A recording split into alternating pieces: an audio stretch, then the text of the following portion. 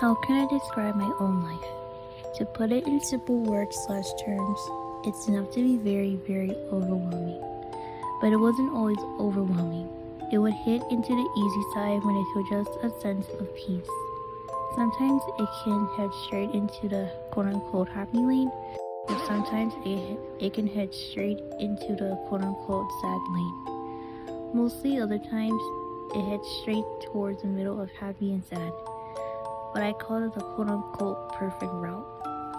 I call it perfect because I always tell myself that it's okay to not be happy all the time, and it's okay if you don't feel sad, but only on appropriate moments.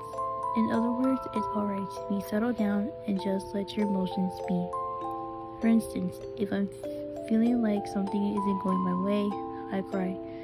Or if I feel slightly dramatic, I just act dramatic, but not in a crazy way.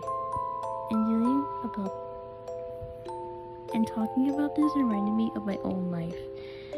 How I went through habits, stuff like dealing with death for the first time, losing someone close to me, or just losing myself since I was little. And having me say to myself, wait, that really happened? Or, wow, like, that actually happened. Wow, like, that actually happened, and I just survived it. Sometimes, I even think about why I got or deserved the good things for that small reason. But I know the answer for it. I never gave up. Yes, I have gave up before, but now I push myself until I either hit my limits or when someone or something gives me the courage to continue. Like I said, it's like going to different routes until finding the one for you. I know that hitting the limit on yourself is never the answer, but to me, it still means you're going for it. I think about my childhood and today most of the times, and that's where I started thinking about how did I even went through that? Like, was it a coincidence? Was something supposed to happen? Why did that even happen? Why was no one helping me except myself? I hit a first harsh bump on the road when I found out my senior dog died a year or two ago. Second bump was going to lockdown because of COVID.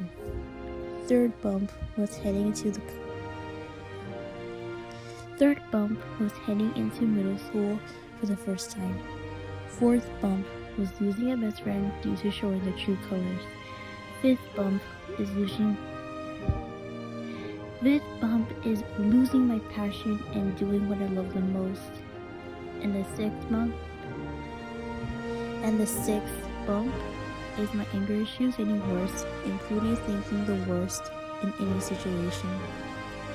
6 months on the road. Almost enough to be car sick or annoyed for sure. Until I turned to the other direction with a sketchy sign that says, Highway to Peace. I got suspicious until I took the risk and drove on that road. It got very, very smooth. Throughout the harsh bumps, I met the positive side on some of it, which surprised me because I never see anything underneath the bad stuff since I'm usually not used to it. My dog living throughout my childhood and seeing me grow up, and I got to bring another member in the family.